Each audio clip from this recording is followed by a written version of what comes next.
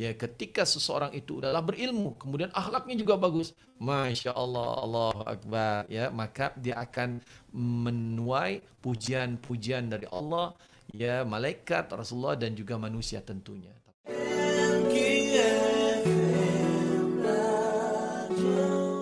Nah ini ya ikhwah fillah rahimakumullah, sahabat MQ yang dimuliakan Allah Subhanahu wa taala, mudah-mudahan kita bisa jadikan semangat belajarnya orang-orang Palestina ini yang menjadi motivasi untuk bahwa mereka bersungguh-sungguh untuk kemudian memperbaiki bangsa dan negara umat Islam, membela Masjid Al-Aqsa.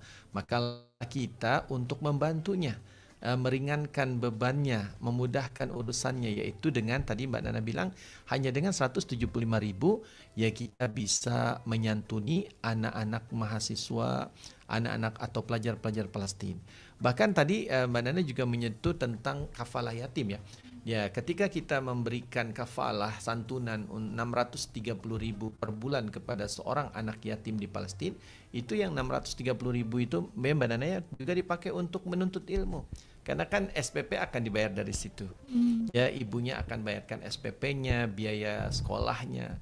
Jadi anak yatim zaman Palestina itu dari usia 1 sampai 18 tahun. Setelah 18 bertukar menjadi beasiswa.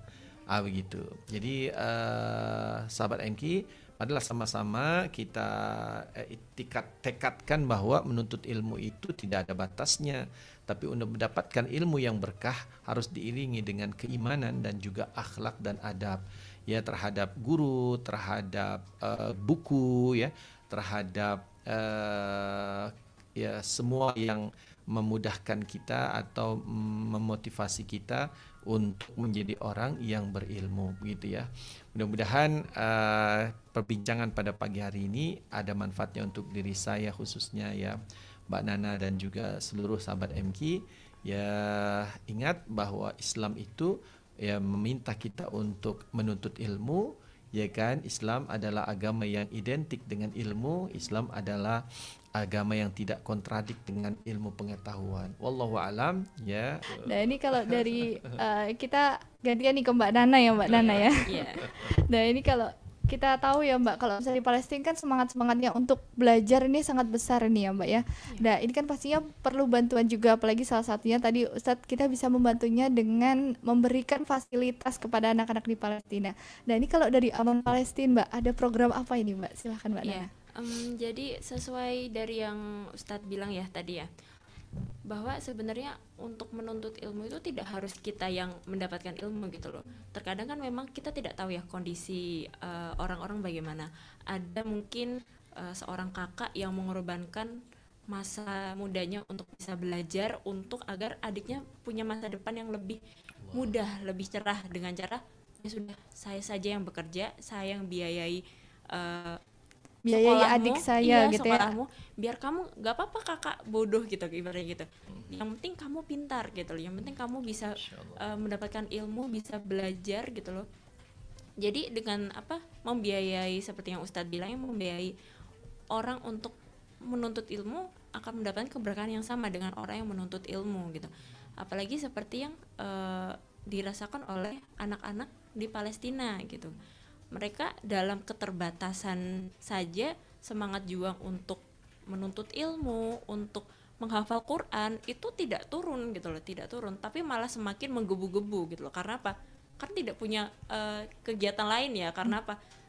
Internet terbatasi gitu loh, main aja terbatasi, kemana-mana terbatasi. Akhirnya apa? Ya sudah, pegang buku dan Al-Quran jadinya kan gitu.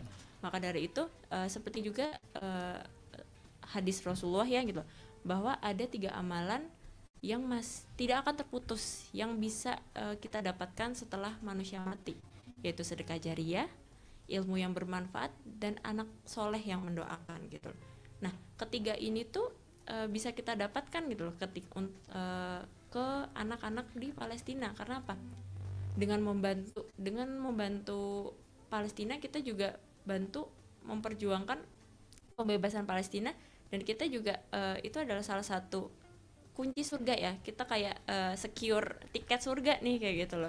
Dengan apa?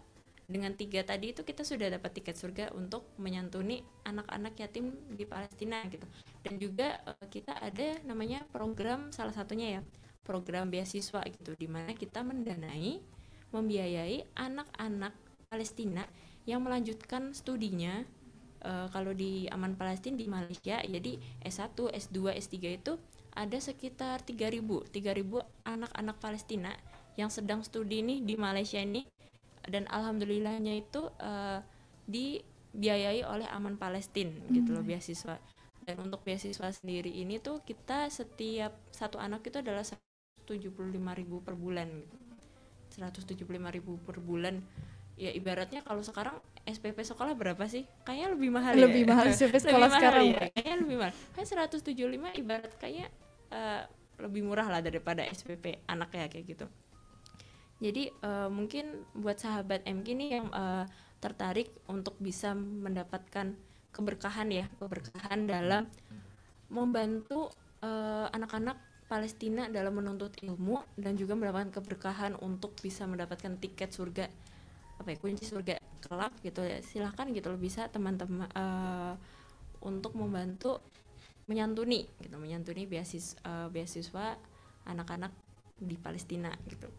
Dan mungkin selain juga beasiswa, juga kita sebenarnya ada program lain ya, santunannya sebenarnya selain beasiswa kita ada santunan anak yatim, di mana kita ini adalah menyantuni satu anak yatim dengan nominal ini paling besar memang 630.000 per bulan, dan itu untuk membiayai kebutuhan sehari-hari, kebutuhan hidup anak yatim di Palestina gitu. Lalu ada juga santunan keluarga yatim gitu. Jadi keluarga yatim ini adalah yang ayahnya, kepala keluarganya itu sudah meninggal syahid gitu loh, karena akibat serangan militer Israel ya gitu, yang bertubi-tubi terus gitu. Jadinya ibunya yang sekarang menjadi kepala keluarga. Jadi, dan mungkin untuk informasi saja ya, kebanyakan wanita di Palestina itu tidak bekerja gitu. Jadi memang bekerja mainly itu untuk dari pihak bapak gitu, pihak ayah gitu. Tapi ketika ayah sudah meninggal dan anak-anaknya masih kecil yang belum bisa bekerja, kan akhirnya ibu yang harus membiayai ya Mbak ya. Ibu mau nggak mau banting tulang mencari apa yang bisa dikerjakan untuk bisa menafkahi gitu. Apalagi menurut PBB sendiri, pendapatan harian di Gaza itu cuma $2 sehari atau sekitar 30.000 satu hari itu ya Mbak. Iya, 30.000 untuk membiayai satu keluarga, bukan satu orang. Kalau satu orang cukup lah ya gitu. Tapi ini satu keluarga, dan itu udah termasuk yang terburuk dan terendah di dunia gitu kan.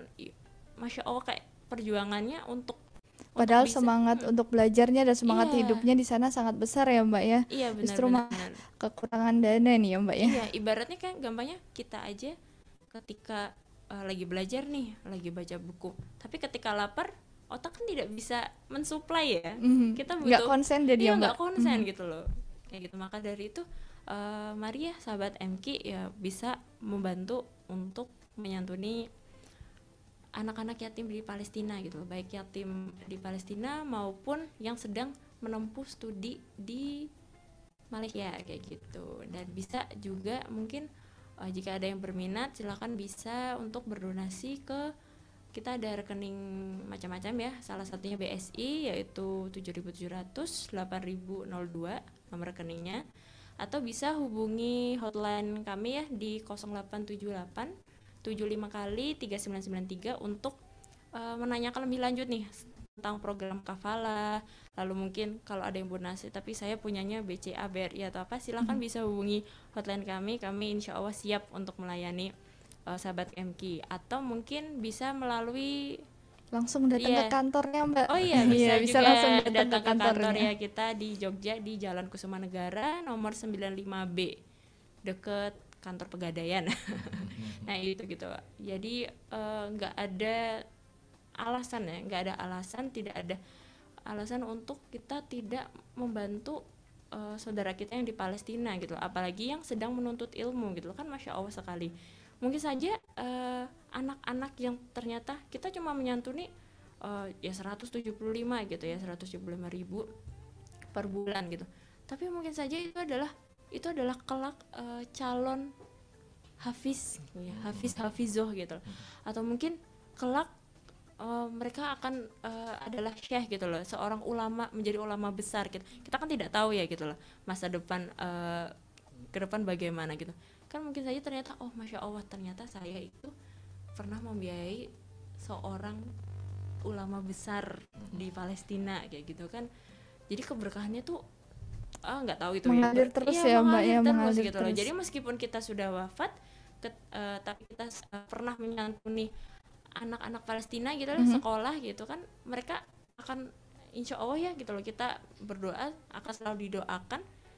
Meskipun kita sudah meninggal, amal jariahnya kita selalu mengalir ya, selalu gitu ya, tidak berhenti begitu saja kayak gitu.